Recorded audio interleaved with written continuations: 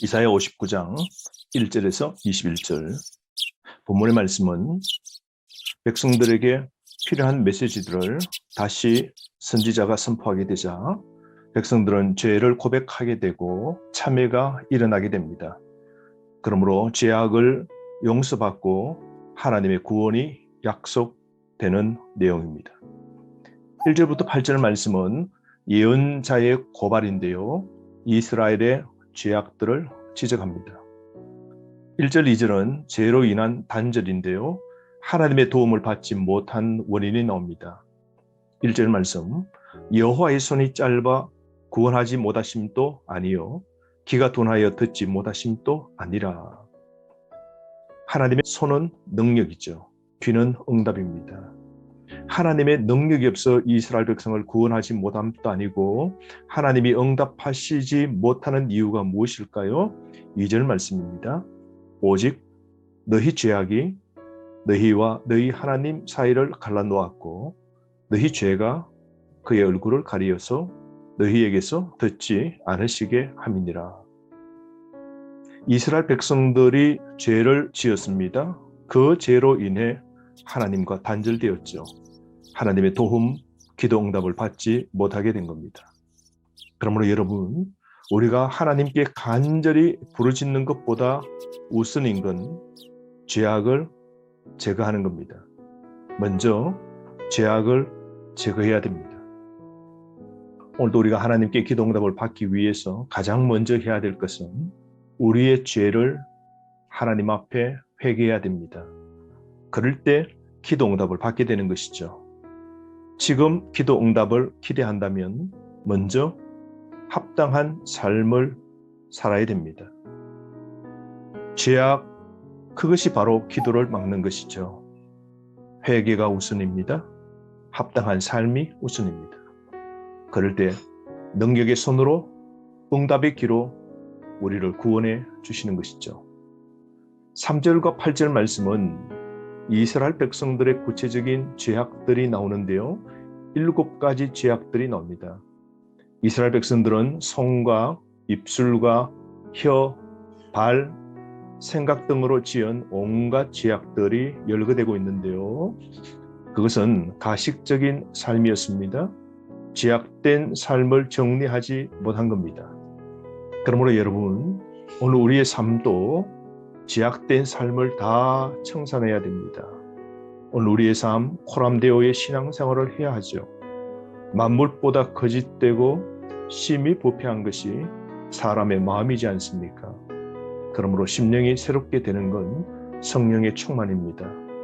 그럴 때 우리 손, 우리의 입술, 우리의 혀로, 우리의 발로, 우리의 생각으로 지은 모든 죄악을 성령 충만으로 우리는 이겨낼 수 있는 것이죠. 우리가 끝까지 죄를 행한다면 그 종국은 어떻게 될까요? 파멸입니다. 7절 말씀 하반절, 황폐와 파멸이 그 길에 있으며 라고 그러죠. 그러므로 여러분 8절 말씀처럼 부패한 죄의 결과로 사람은 평강을 누리지 못하는 겁니다. 8절 말씀, 그들은 평강의 길을 알지 못하며 그들이 향하는 곳에는 정의가 없으며 굽은 길을 스스로 만들하니 무릇 이 길을 밟는 자는 평강을 알지 못한다니라. 9절부터 15절 말씀은 이스라엘이 죄악을 하나님 앞에 이제서 참여하게 됩니다. 공동체의 고백이 있게 되는데요. 9절부터 11절은 자신들의 죄악 모습을 4가지로 인식합니다. 그 첫 번째가 9절인데요. 정의가 우리에게서 멀고 공의가 우리에게서 미치지 못하였다라고 합니다. 이것을 인식하죠. 공평이 멀고 의가 미치지 못함을 인식합니다. 두 번째로 9절 하반절인데요. 우리가 빛을 바라나 어두움뿐이요 밝은 것을 바라나 캄캄한 가운데에 행하였다 그러죠. 자신의 삶, 그것이 바로 어두움과 깜깜한 가운데 있음을 인식한 겁니다. 세 번째로 소경같이 더듬고 낮에도 넘어짐을 인식한 겁니다. 자신의 영적 모습이 맹인 같다 그러죠. 10절 말씀. 우리가 맹인같이 담을 더듬으며 눈 없는 자같이 두루 더듬으며 낮에도 황혼때같이 넘어지니 우리는 강장한 자 중에서도 죽은 자 같은지라. 한마디로 영적으로 무지한 상태라는 겁니다. 이걸 깨닫게 된 겁니다. 진리에 눈 감으면 어떤 소망, 구원도 없게 되는 것이죠. 그러므로 네 번째로 또한 그들이 자신들의 죄악 모습을 인식하게 되었는데요. 정의가 그들에게 없고 구원이 멀다는 것을 인식하게 된 겁니다. 11절. 정의를 바라나 없고 구원을 바라나 우리에게서 멀도다. 그러므로 이들은 자신들의 죄악을 인식하게 된 겁니다. 그래서 그 죄악을 인정하고 하나님 앞에 참여합니다. 12절, 15절 말씀인데요. 먼저 죄의 고백이 나옵니다. 12절, 13절 말씀입니다.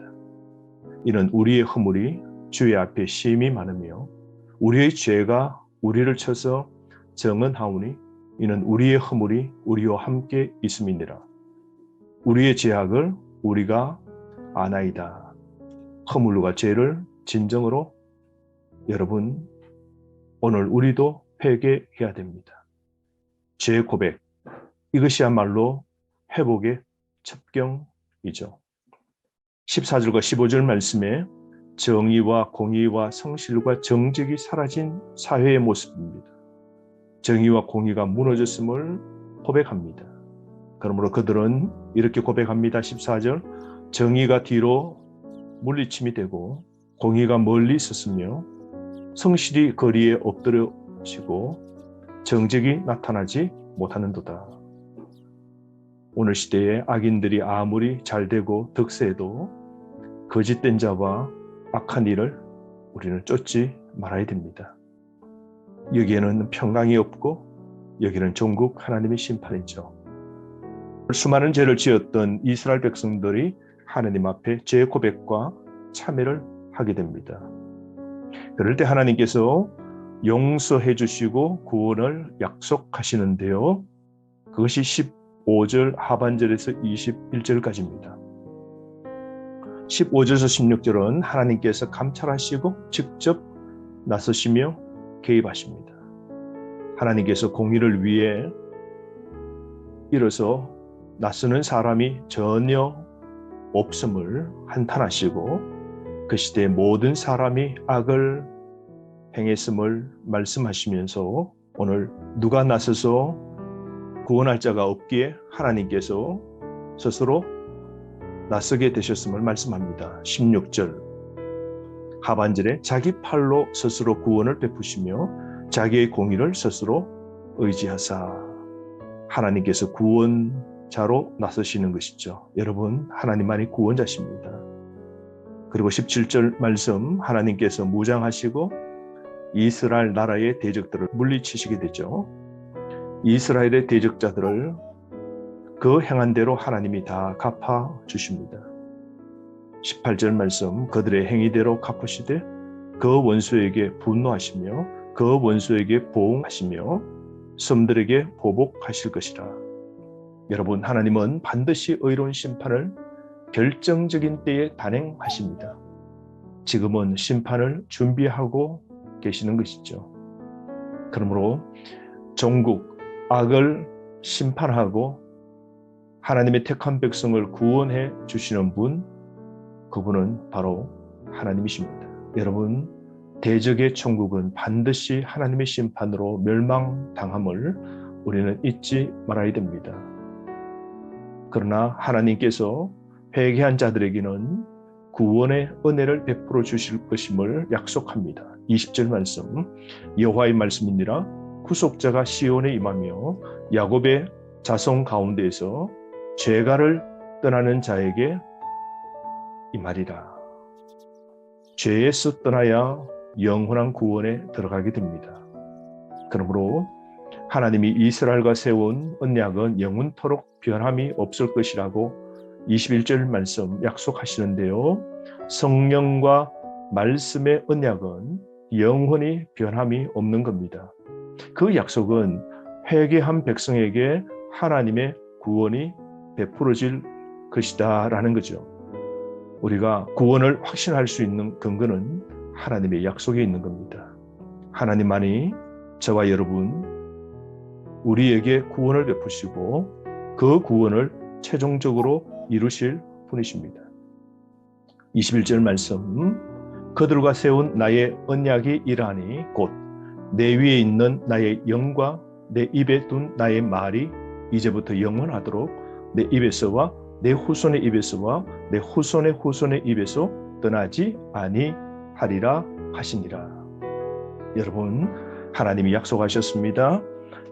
우리 택한 백성을 주님께서 구원해 주시기로 약속하셨습니다. 오늘도 이 약속을 믿고 거룩한 삶을 살고 하나님 앞에 지은 죄는 회개하고 이 시대 속에서도 구별된 정결한 삶을 살아갑시다. 그럴 때 오늘도 하나님의 구원을 받고 하나님의 복을 누리는 삶이 되는 겁니다. 오늘 말씀을 붙잡고 승리하는 삶 사시길 바랍니다.